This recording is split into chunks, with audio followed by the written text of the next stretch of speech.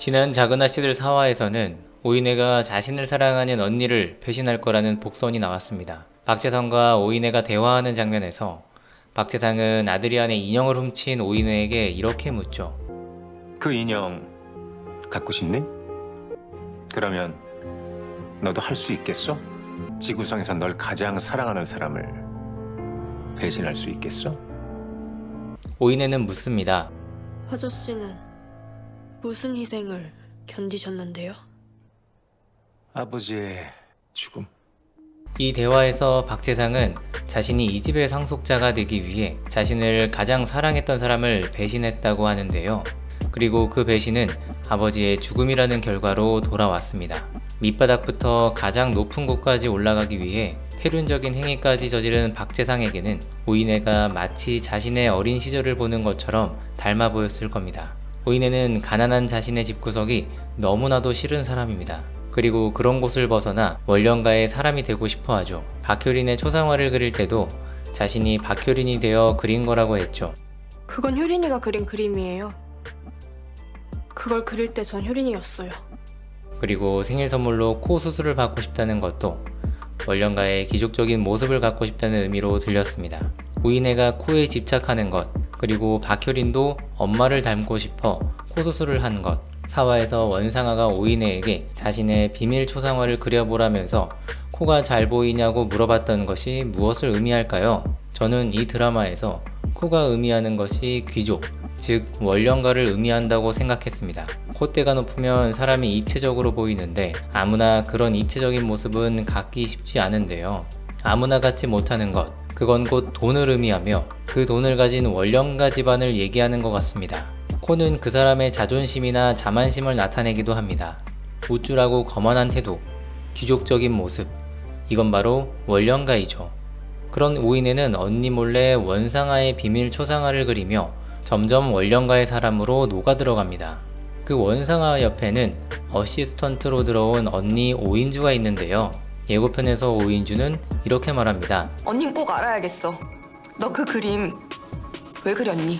이 장면만 보면 오인주는 뭔가 충격적인 그림을 본 것 같습니다. 그리고 그건 동생 오인혜가 그렸을 가능성이 큰데요. 박효린이 그린 그림을 가지고 그렇게 울면서 묻진 않겠죠. 아마도 저는 그것이 언니 오인주를 표현한 그림이 아닐까 싶습니다. 그리고 그 그림에는 오인주 본인이 죽어가는 모습이 그려져 있지 않았을까 예상해 봅니다. 왜냐면 저는 오인주의 죽음이 여러 번 암시되었다고 보기 때문인데요. 우선 박재상과 오이네와의 평행이론입니다. 이는 박재상과 오이네가 둘이 대화하는 장면에서 나온 복선인데요. 박재상은 불우한 어린 시절 질투심에 의해 잘 사는 원령가 원상우 집에서 병정 하나를 훔쳐서 버렸습니다. 그리고 지금 오이네는 원령가 박효린의 집에서 아드리안의 인형을 훔치죠. 오이네는 박효린의 귀족적인 집안을 부러워하고 있습니다. 박재상은 자신이 원령가에 들어오기 위해 엄청난 희생을 했습니다. 바로 자신을 가장 사랑하는 사람을 배신하는 것. 그리고 그건 아버지의 죽음과 연결됩니다. 원령가의 귀족적인 코를 갖고 싶었던 오이네도 이 원령가에 속하기 위해 누군가를 배신할 것 같습니다. 그건 자신을 가장 사랑하는 사람인 오인주, 오인경이겠죠. 그리고 둘 중에 배신을 당하는 사람은 오인주가 될 가능성이 높아 보입니다. 가족을 위해서는 죽더라도 무조건 고를 외치며 얻어맞을 수 있는 사람은 오인주이기 때문입니다. 그렇게 오인주는 박재상의 아버지 박일복이 박재상의 배신으로 죽었던 것처럼 동생 오이네의 배신으로 죽음에 이를 수 있다고 생각합니다. 오인주의 죽음을 암시하는 것은 오이네가 그린 언니의 그림에도 나오는데요. 오이네는 섬뜩한 그림을 하나 그렸는데 그 그림은 언니에 대한 그림이었죠. 그리고 죽어가는 언니라고 말합니다. 작가가 이런 그림을 장면에 괜히 넣은 것은 아니라고 생각합니다. 또한 진화영이 오인주에게 남긴 재배일지에는 이런 글이 남겨져 있었습니다. 꽃이 시들시들할 때 아스피린 용법도 좋지만 향숙 언니의 재배일지를 참고할 것. 도둑공주 꽃은 오인주를 의미하는데요. 그 꽃이 시들시들해진다는 말은 오인주가 위험에 처하는 것을 의미한다고 생각합니다. 마지막은 오인주와 진화영, 양향숙과의 평행이론입니다. 4화에서 오인주는 원상아의 어시스턴트로 원령가를 위해 일하기로 한 뒤 컨피덴셜 계약서, 즉 비밀 유지 계약서를 쓰게 됩니다.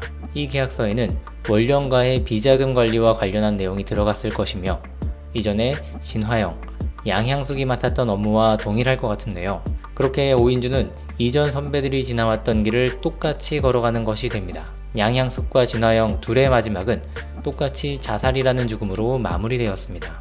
일각에는 죽은 진화영은 진짜가 아니며 진짜는 싱가포르에서 잘 살고 있다는 의견도 있지만 어쨌든 공식적으로 양향숙과 진화영은 죽음이라는 공통점을 가지고 있습니다. 그런 길을 오인주가 똑같이 가는 것이며 그 컨피덴셜 계약서를 작성하고 어시스턴트 일을 맡은 이상 죽음에 이르게 될 사건은 피할 수 없을 것으로 생각합니다.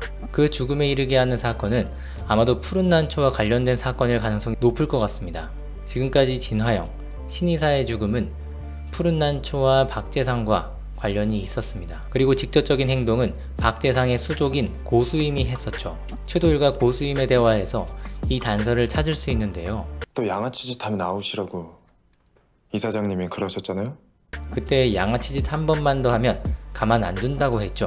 아마도 원령가의 자금 관리를 하던 진화영과 신이사를 위험에 처하게끔 지시한 것은 박재상이며 고수임의 양아치적 기질이 더해져 그 둘을 죽음에 이르게 한 것이 아닐까 싶습니다. 고수임과 오인주는 20억 원 사건 이후로 악연이 생겼죠. 이내 치료비 1억을 걸고 고수임에게 먼지나게 맞는 오인주의 모습은 이후 고수임이 얼마나 양아치처럼 오인주를 괴롭히게 될지에 대해 미리 보여준 것이 아닐까 싶습니다.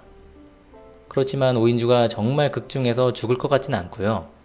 아마도 오인혜의 배신으로 인해 죽음에 처할 위험에 이르지만 향숙 언니가 남긴 난초재배일지의 비밀 회계장부 그리고 정의감 넘치는 둘째 오인경의 도움으로 그 위험을 헤쳐나가는 전개가 나올 것 같습니다.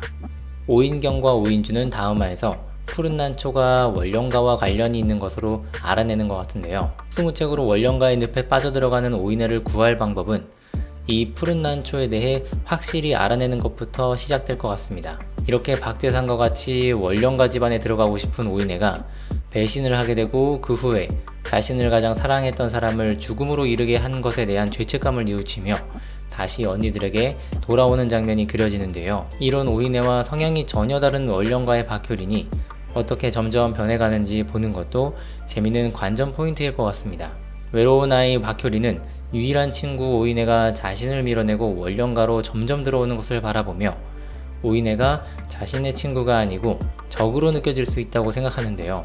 분량이 너무 많아질 것 같아 이 둘의 관계는 다음 영상에 담아보도록 하겠습니다. 다음화에서 얼마나 더 많은 급진적인 전개와 등장인물들의 심리, 다양한 복선들이 나올지 기대되는데요. 다음에는 더 재밌는 내용으로 찾아뵙겠습니다. 감사합니다.